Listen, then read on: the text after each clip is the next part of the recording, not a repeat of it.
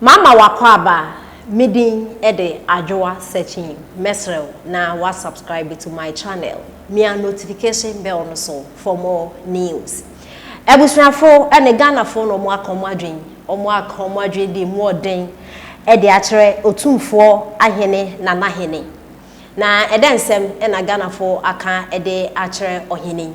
Omo nsem omo kenya ne se nana wode ensem we ebeto abonten no na waboa na anase wo dan na wo soye no wo kwakoda no wo boye e na wo de kodai enti na wo de ensem we ababeto abonten onsem a wo ka no enya de ye befa enti kọ na sanso ebra bio na ebusuafo de ensem e na Otumfuor Ahenenana Hene e de atodwa nam so Ghana fo akomadwen e de akyereni o kire se osodai na osodai no na omanpani dada John Dramani Mahama 2024 elections no when winning no na oye president na afen so oso sa dan wie no ode abeto abonten a o ka kire omanpani dada John Dramani Mahama so osre na onyine running mate every Ashanti region na 2024 de kenekea obewini abano enam senseme so na Ghana fo akomadwen ede akire no na ebusuafo nkasenche no yentie ensema na ne ede etudwane metie Ghana fo adwen kira wo de aba bia MPP mu nso wo mu yi presidential candidate eno nso de adesrade abeto omani ma na we dwoma ama nkwa na aka na asemu se de mention say Mahama on ma hu so obeba Jomama beba. On me who. Me just so that who's so beba. What dana so that who said Jomama beba be president of the republic? Hey. What said o man who see him no?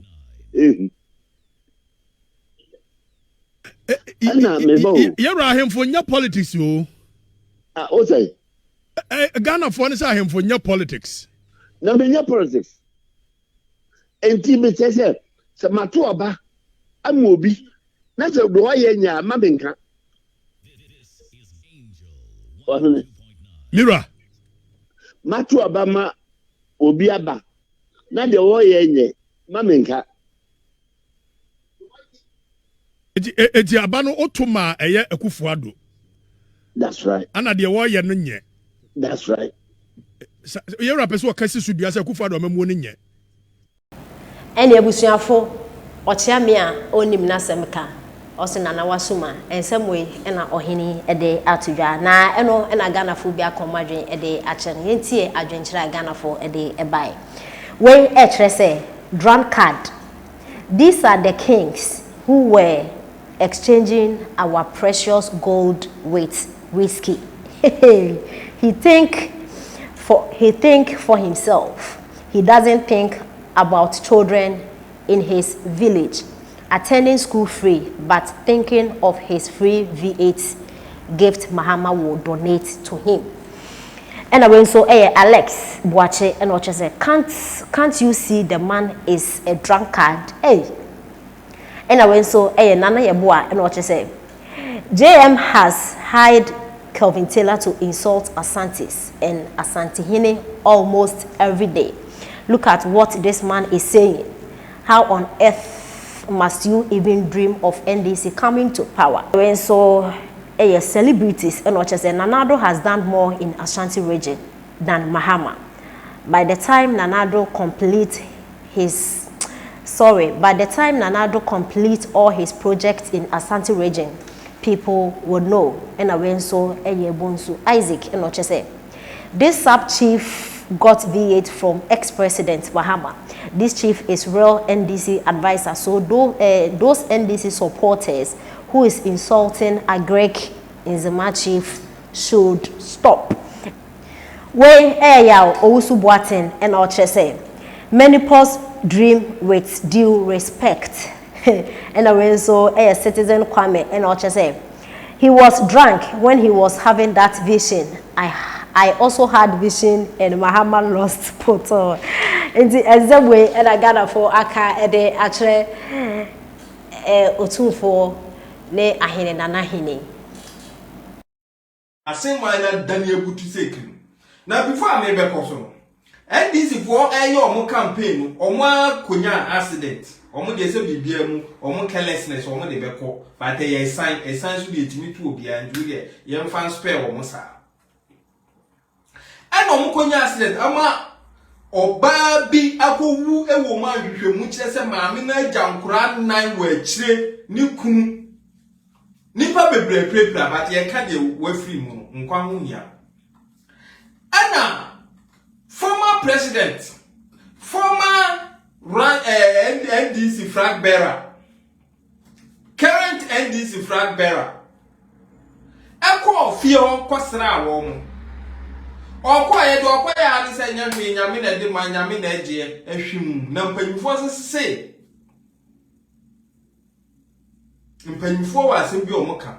Almost say, a foot to bien where change your bobra. Enti na yiro bobra o kasa wie no amfa and tato asa kasa wasa akakoma no anwa ko kasa ya na hwetewete hwansam as usual NDC incompetency and omo free hokoi omo ye NDC chairman asin not one and area no omo wom kuro na no omo wo so no mpatam kuro omo wo so no ho chairman yire ti NDC ni de omo de isi omo na so ana asem we to omo ti abusua class edi aweho former president former flag bearer current flag bearer NDC John Dramani Mahama eko ho ne dom ko ho dom ko ya ni komkomi omani ase ana nyahwe nyame na de manyame na egie papa pikuru wansam no mu free ho na before that no kra no mo prepare no MPP 40 and om si debi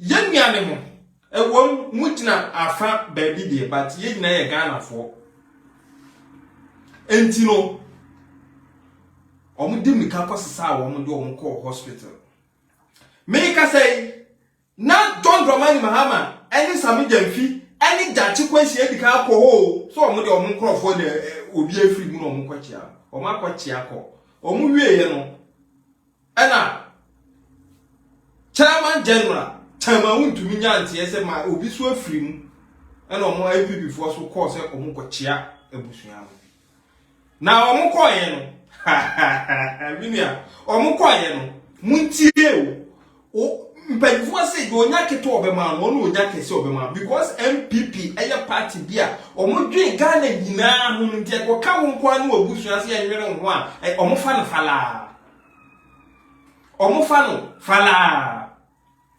omuko e no say eh be man di na ni sam to o man say oh bo mami kura wono ane ko na ba ni dan kura wo bo amasi ni na akai enti ya kan sinsem kura no say enye ye be ba 100 bags of cement NDC antimi anwene we ankoyo omo capacity no ye be ba 100 bags of cement Yabasa mamu 25 packets of roofing sheet. Ana omo ede ekoye.